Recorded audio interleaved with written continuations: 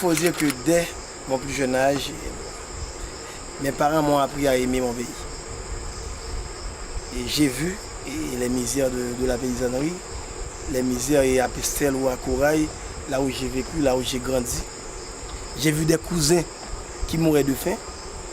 Moi, et par chance, par hasard, mon père, comme du Valéris, pouvait payer mes frères, m'envoyer là où il voulait, me donner à manger quand je voulais. Mais j'ai pu voir mes cousins, mes parents crever de faim. Alors là, j'ai décidé d'essayer comme je peux changer la situation.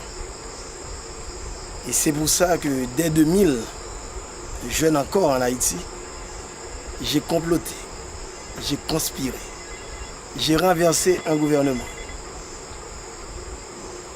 pensant aider mon pays et mon peuple. Mais malheureusement, ce n'est pas aussi facile. Mais heureusement, tout est possible. C'est pour ça qu'aujourd'hui, je suis candidat au Sénat. Pas seulement pour être sénateur de la République, sinon pour avoir une tribune où je veux parler aux jeunes Haïtiens, les conscientiser pour leur dire que, comme Tocqueville, les peuples ont les gouvernements qu'ils méritent. Tout peuple a le pays qu'il mérite.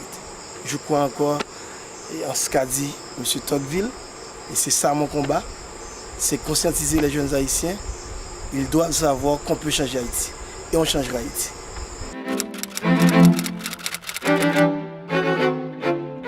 La jeunesse est prête à ce bouleversement radical que je prône. Mais ce bouleversement, le bouleversement que je prône, ce n'est pas quelque chose de violent. Non, non, non, non. C'est un bouleversement dans la mentalité. Il faut que le jeune Haïtien apprenne à aimer Haïti. On doit apprendre à vivre comme Haïtien. On doit cesser d'imiter les Américains. On n'est pas Américain. On n'est pas Européen. On est Haïtien. On est à la fois Africain et Européen. On vivra comme Africain et comme Européen.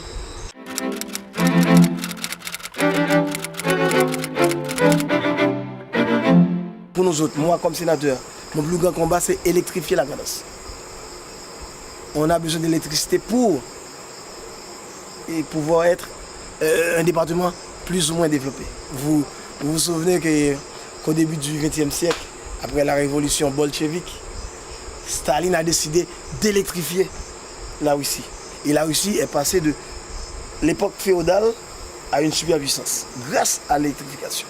Vous savez qu'en 2006, on avait atteint l'autosuffisance en tubercule ici de la Grand'Anse. Mais comme on n'a pas d'usine de transformation, il n'y a pas d'électricité, ça se perd. Ouais. Donc je crois, c'est cette aide dont je parle. Je parle de cette aide-là. Nous aider à électrifier la Grand'Anse, nous aider à construire des usines de transformation pour que, au lieu d'importer le riz des États-Unis ou ailleurs, on pourrait transformer ce qu'on a et offrir ça aux enfants à l'école ou en période de cyclone, de catastrophe naturelle.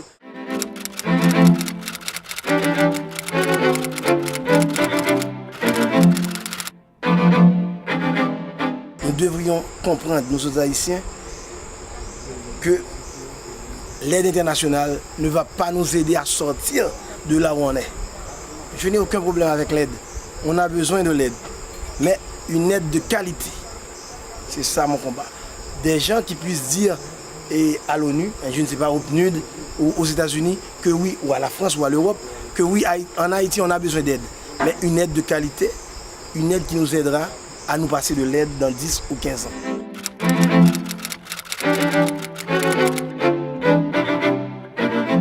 Je vous dis que oui, on a besoin d'une armée.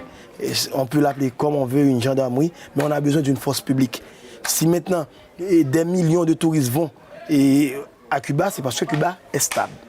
S'ils vont en République dominicaine, c'est parce que la République dominicaine a plus de 100 000 militaires et civils armés confondus qui sont là pour protéger la stabilité du pays. Oui, nous avons besoin d'une armée, sinon on n'aurait pas la ministre ici. On a eu 2 forces d'intervention en moins de 20 ans.